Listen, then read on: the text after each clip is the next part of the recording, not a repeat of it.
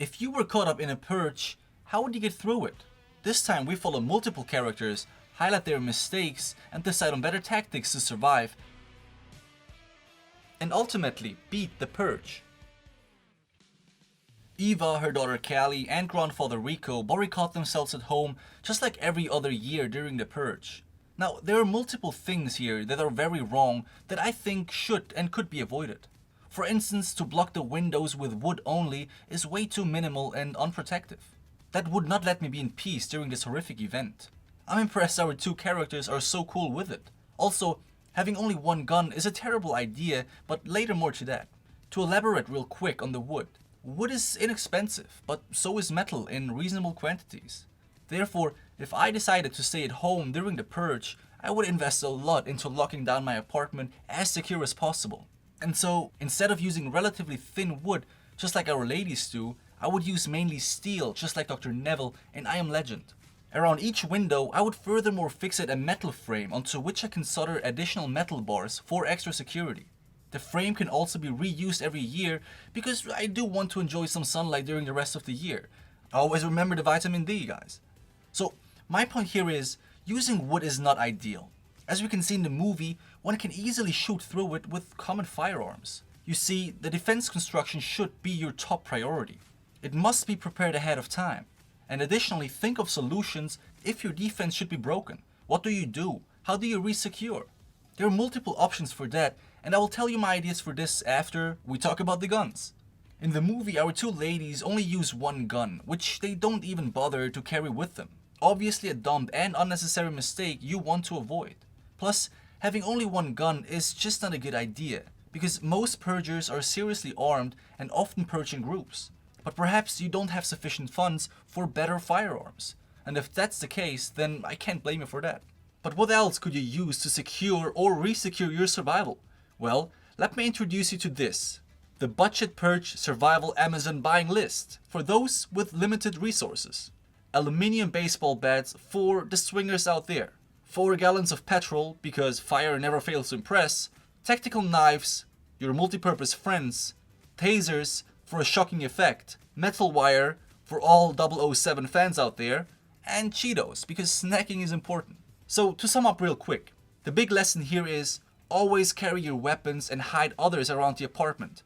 You never know where someone is going to strike from. In addition to that, carry close combat weapons in case you get disarmed. Our ladies would have done well if they put in a little more thought into their defense. Laying traps is also a great idea because your apartment is your field of expertise. You know it best, and that could be used as a tactical advantage. The last tip before we move on, and I think is worth to mention, is not to visibly defend your home days before the purge starts unless it's a common thing in your neighborhood. If it's not a common thing, you might end up drawing the attention to you and might get attacked just for the sake of proving that your defense is weak. And there you have it. That is my strategy for defending. But what if you can't? What if you're forced into the middle of the purge, just like our next characters? Let's go and see what we could have done instead. The second pair of characters we follow is Shane and Liz, and I can tell you right off the bat, going on a shopping spree 2 hours before the purge starts is not a very smart idea and should be avoided. We all know stupid accidents happen all the time, and more often than not, they happen in situations it is least desired. We all had to learn this the hard way. So, preparation is key. In my opinion, you should have completed everything necessary by the evening before, so when you wake up, you can just relax and perhaps go over your defense once again. In the movie, they are already getting targeted and their car did get sabotaged. They didn't make it home, and thus were stranded in downtown LA, the worst possible place during the purge. Unfortunately, we don't get to see their home defense, but considering they went shopping so close before the event, makes me feel like they didn't put much thought into that neither. But anyway, the question here is, what do you do when you are dropped into the middle of the purge with nowhere to go and nothing to defend yourself? I have never been to LA personally, but I do know if you want to hide yourself in a situation like this, you better hide well. You don't want anyone to find you. Furthermore, I think it's safe to assume that none of your friends would come and pick you up. It's certainly worth a try, but let's get not our hopes up here, friends. Especially when you're located far off any residential neighborhoods. So how would we get out of this situation, you might ask? Well, the first thought that I had was the kennel system. However, having played the Division more than is probably healthy, the kennel system kind of loses its appeal. Who knows what's lurking in there after all? Also, if you should be so unfortunate and really encounter any purgers down there, good luck escaping. The second idea that comes to my mind is a rooftop. If you can get on one and block the entrance successfully, you're going to be very safe up there. Although you do need to consider snipers from the rooftops higher up. While I love the thought of hiding on a rooftop, I think in the situation of Shane and Liz, it is more than just wishful thinking. Therefore, I have to conclude this. If you are not 100% sure that the hideout of your choice is completely safe, then you might be better off running. I know that running is a desperate attempt to beat the purge, but it still seems to be the slightly better option compared to hiding insufficiently. And so the thing you really want to pay attention to here is hide. But if you can't, run. Our third protagonist is Frank, a regular cop and ready for vengeance.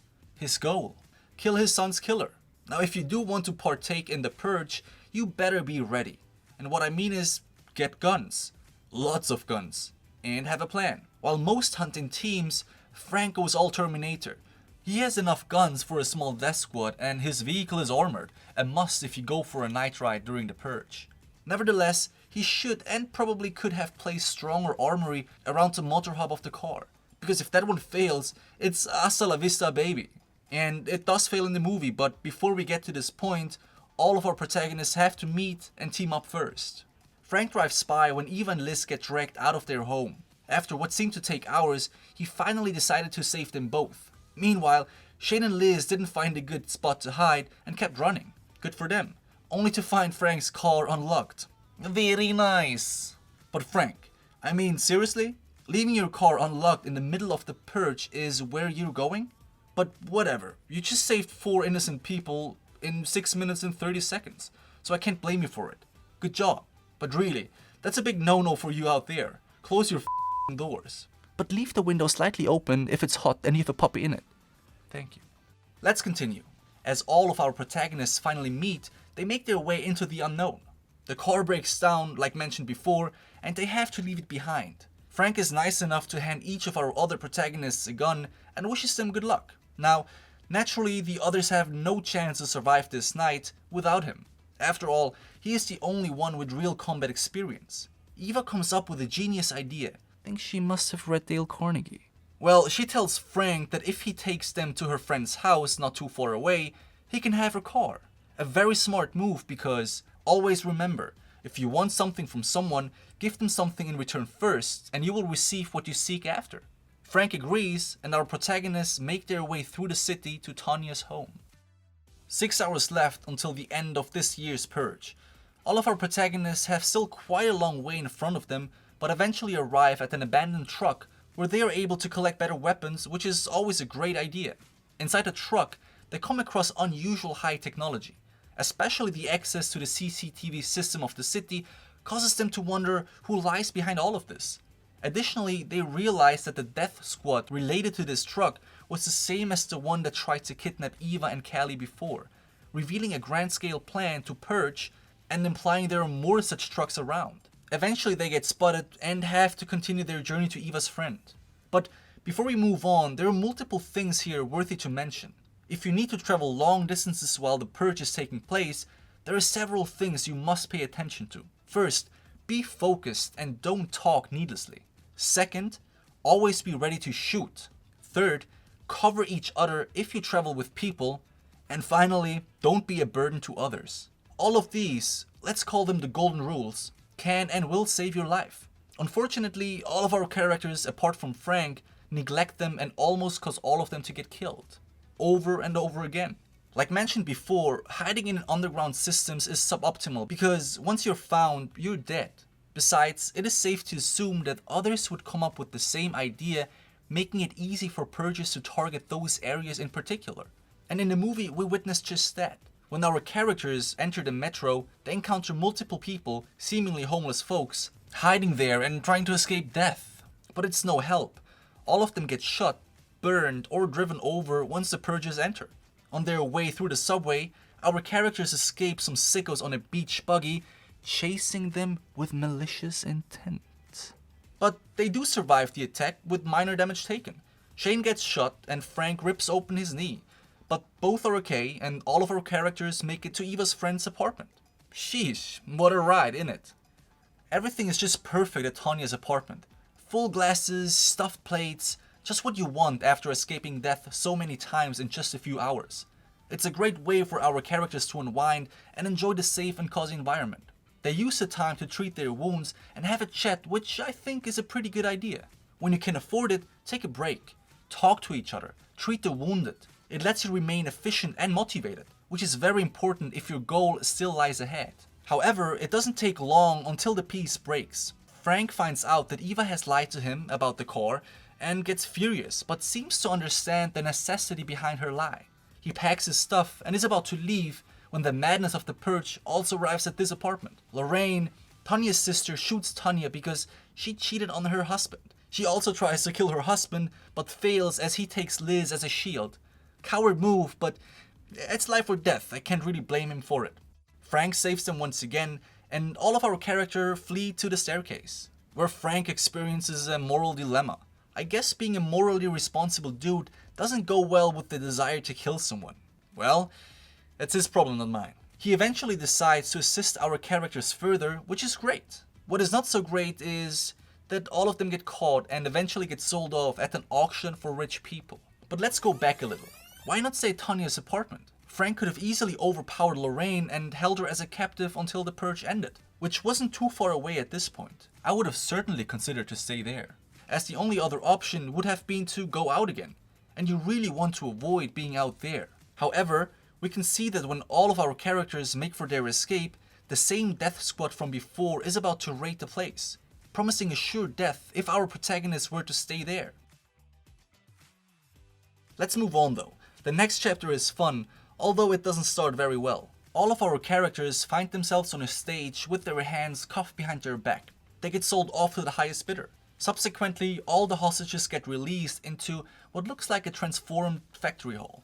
It's almost completely dark, and those who bid highest, 7 people in this case, hunt down all the captives with weapons of their choice. Since they also use night vision glasses, they are at clear advantage. So I would like to ask you right now, if you yourself are stuck with nothing but your clothes in a dark hall, while 7 people hunt you down with military equipment, how would you get out of the situation?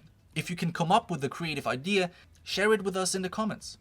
I think we can all agree that this is a rather hopeless situation. However, the fact that you're basically free of any restrictions gives rise to the opportunity to influence the obvious outcome here. What I mean is this: you can use your legs freely and so your arms and hands. This is a typical flight or fight situation, so let's analyze. The only chance I see is to overpower one of the hunters, rob him or her of his weapon, wear the night vision glasses, and take out the others. I know it's easier said than done, and if you have played a lot of paintball, sure, do it like Frank does. If not, here is my idea for those of you who are more, let's say a little less confident. Team up with at least one other person, position yourself strategically and be quiet. A great strategic position would be near a light source, for instance near the window front where the spectators are watching from. If you get a chance, attack one of the hunters in tag team fashion. This is really the only chance here. One must sacrifice and is likely to die.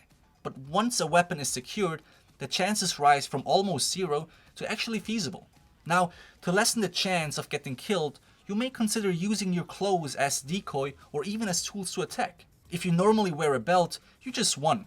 And if it's a Gucci belt, then Jesus Christ, you just gotta swing it like Sauron swung his flail in Lord of the Rings and you smack those away. So, my conclusion is this: if you can trust the people around you, plus you can keep relatively calm, there is a chance to survive this scenario, although you will need a good portion of luck. In the movie, everyone gets saved by the anti-NFFA group. However, Shane unfortunately dies, but then again, he was chit-chatting in a situation where you just shouldn't. I mean, shut up and hold up your gun. Golden rules, you remember? Now, in the final chapter, Frank drives off with Eva and Callie. For what reason they joined him is mysterious to me, but then again, staying with him or the anti-NFFA squad doesn't make a big difference. This guy is a serious asset. They arrive at the targeted house and he enters to finally kill the man who killed his son. I have to mention that I found it hilarious how he entered the house. There was like zero barrier. He literally just walked in it as if it was his house. But afterwards, when he steps out again, there's like this full electronic high-tech door opening. It's like, you can't have it both, guys. But then again, it seems like you can. The rest of the movie is history. I thank you very much for watching. If you have any inputs, leave them in your comments. It's great to have you here, and I see you guys in the next one.